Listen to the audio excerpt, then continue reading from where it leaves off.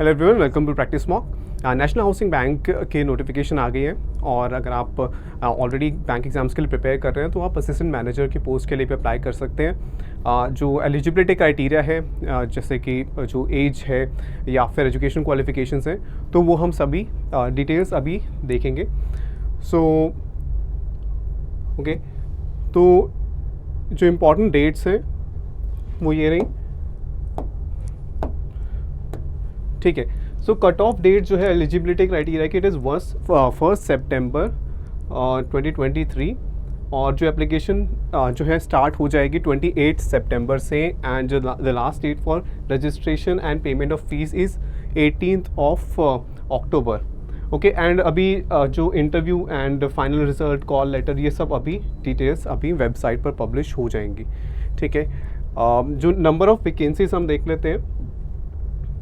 Okay, so different posts हैं जिनके लिए अलग अलग एलिजिबिलिटी क्राइटेरिया है। हम बात कर रहे हैं, ठीक है, हम बात कर रहे हैं असिस्टेंट मैनेजर जर्नलिस्ट की। तो असिस्टेंट मैनेजर जर्नलिस्ट की 16 पोस्ट हैं total. Okay, and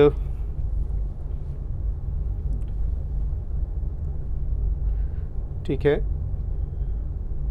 eligibility criteria में नेशनैलिटी जो है इट शुड बी इंडियन। जो एज है आपकी for assistant manager scale 1, it should be between 21 and 30 years. And कब? ऑन 1 सितंबर 2023। तो 1 सितंबर 2023 से अगर आप 21 एंड 30 ईयर्स के बीच में है अगर आपकी एज, तो आप एलिजिबल हैं अप्लाई करने के लिए। एंड जो एज रिलैक्सेशन है वो यहाँ पर मेंशन्ड है डिफरेंट कैटेगरीज़ के लिए।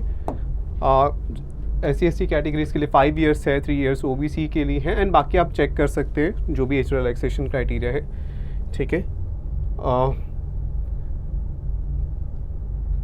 And now let's move on to educational qualification and work experience. So minimum educational qualification होनी चाहिए। डिफरेंट पोस्ट के लिए डिफरेंट क्राइटेरिया है and we are talking about assistant manager जिसका okay, it should be, yeah,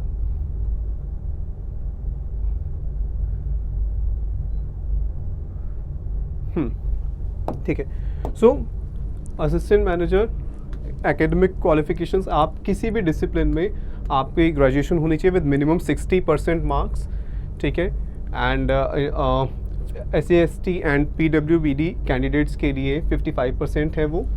और अगर आपके पास full time masters degree है इन एनी डिसिप्लिन तो आपका मिनिमम 55% मार्क्स होने चाहिए। एंड रिजर्व कैटेगरीज के लिए वो है 50%। तो मिनिमम जो है ग्रेजुएशन में आपको 60% मार्क्स चाहिए फॉर जनरल कैंडिडेट्स, और अगर मास्टर्स डिग्री है आपके पास तो मिनिमम उसमें 55% मार्क्स होने चाहिए, ठीक है। एंड अगर आप क्वालिफाइड CA हैं, CMA हैं, कंपनी सेक्रेटरी हैं, तो आप भी अप्लाई कर सकते हैं। एंड आपके पास एक वैलिड मार्कशीट होनी चाहिए जिसमें 1 सितंबर तक आपका रिज़ल्ट डिक्लेयर होना चाहिए, यानी आप क्वालिफाइड होने चाहिए, आपकी डिग्री पूरी होनी चाहिए 1 सितंबर या उससे पहले, ठीक है। और वर्क एक्सपीरियंस की अगर बात करें तो कोई वर्क एक्सपीरियंस रिक्वायर्ड नहीं है, ठीक है। एंड ये जो कौन सी स्किल्स चाहिए आपको इस पोस्ट के लिए वो यहाँ पर मेंशन है, ठीक है। बट इसके लिए ऐसा कोई आपके पास कोई सर्टिफिकेट नहीं होना चाहिए, इट्स डिज़ायरेबल स्किल्स। तो जॉब प्रोफाइल मेंशन है यहाँ डिफरेंट, ठीक है, ओके।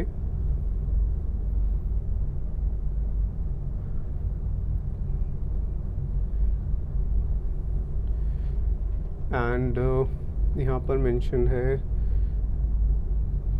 ठीक है, ये रहा। तो यहाँ पर क्या मेंशन है कि जिनका रिज़ल्ट अभी डिक्लेयर नहीं हुआ है वो एलिजिबल नहीं है अप्लाई करने के लिए, ठीक है। और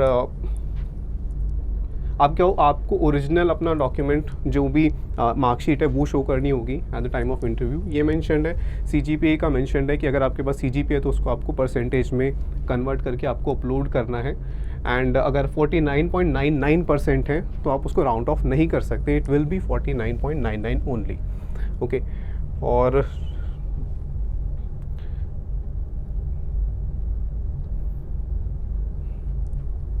ठीक है, यहाँ पे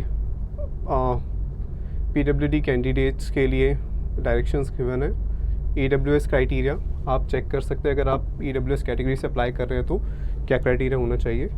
ओके, एंड ठीक है, अब हम आते हैं स्कीम ऑफ एग्जामिनेशन। तो असिस्टेंट मैनेजर जर्नलिस्ट के लिए कौन कौन से सेक्शन है? Reasoning and computer aptitude, 45 questions, 60 marks, ठीक है, एंड 60 मिनट्स मिलेंगे सेक्शन में।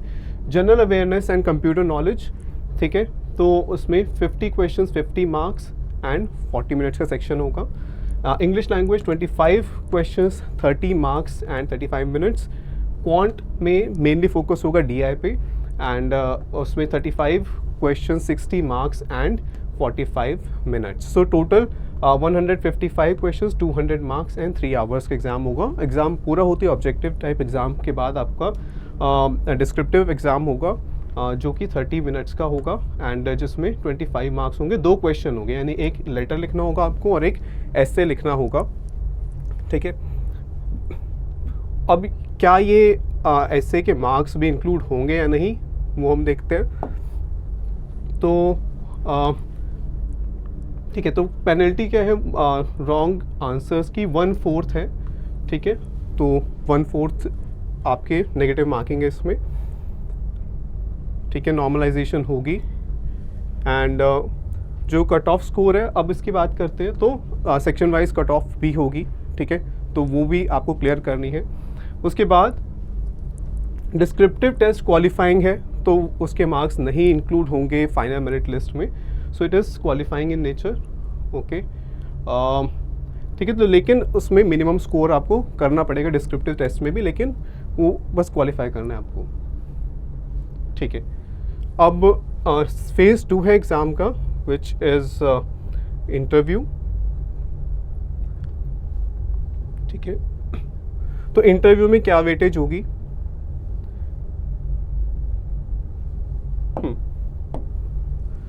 सो इंटरव्यू दिल्ली में ही होंगे, एंड जो है the minimum aggregate cut off marks for being shortlisted for interview will be decided by the bank. Okay, सिर्फ जो ऑब्जेक्टिव टेस्ट है उसके बेसिस पे ही होगा, जितना आपने स्कोर किया है ऑब्जेक्टिव टेस्ट में, उसी के बेसिस पे इंटरव्यू के लिए आपको कॉल लेटर जो है वो इशू किए जाएंगे। And total marks allotted will be 50, तो 50 मार्क्स का इंटरव्यू होगा, और फिर जो आपका जो ऑब्जेक्टिव टेस्ट में स्कोर था और इंटरव्यू में स्कोर था, वो 80:20 वेटेज होगी उनकी, जिसके बेसिस पे फाइनल मेरिट लिस्ट बनेगी, ठीक है। ओके, तो ठीक है, लिस्ट ऑफ डॉक्यूमेंट्स जो हैं वो यहाँ पर मेंशन है, जो आपको इंटरव्यू के लिए चाहिए होंगे। ओके, यहाँ पर पे स्केल मेंशन्ड है, ठीक है। तो असिस्टेंट मैनेजर स्केल 1 के लिए जो पे स्केल है वो है ये है पे स्केल, ओके, एंड ये बेसिक पे है, ठीक है। बाकी जो HRA एंड LTC एंड बाकी सब वो जो भी आपको बेनिफिट्स मिलते हैं वो भी होंगे इसके साथ साथ। एंड प्रोबेशन पीरियड जो है असिस्टेंट मैनेजर स्केल 1 के लिए कितना है? It is 2 years which can be extended, but 2 years का प्रोबेशन पीरियड है।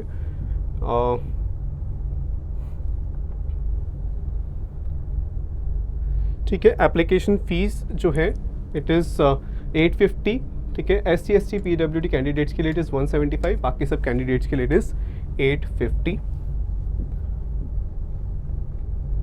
जो एग्ज़ामिनेशन सेंटर्स हैं वो आप यहाँ पर देख सकते हैं कौन कौन से सेंटर्स पर एग्ज़ाम कंडक्ट होगा, ठीक है। और फिर डॉक्यूमेंट्स, कौन से डॉक्यूमेंट्स आपको आइडेंटिफिकेशन के लिए प्रोड्यूस करने हैं एग्ज़ाम के टाइम पे, और कौन से डॉक्यूमेंट्स वैलिड नहीं है, ठीक है। बाकी ये तो वही गाइडलाइंस है एप्लीकेशन के लिए कि आपके फ़ोटोग्राफ का और सिग्नेचर का साइज़ क्या होना चाहिए, तो आप you should go through this before application. तो एक अच्छी अपॉर्चुनिटी है आपके लिए, एंड प्रैक्टिस मॉक भी आपको मॉक टेस्ट अवेलेबल कराएगा, तो जल्द ही वेबसाइट पे असिस्टेंट मैनेजर के लिए जो मॉक्स हैं वो अवेलेबल होंगे। So all the best for all of you who are applying for this exam, and good luck. Thank you.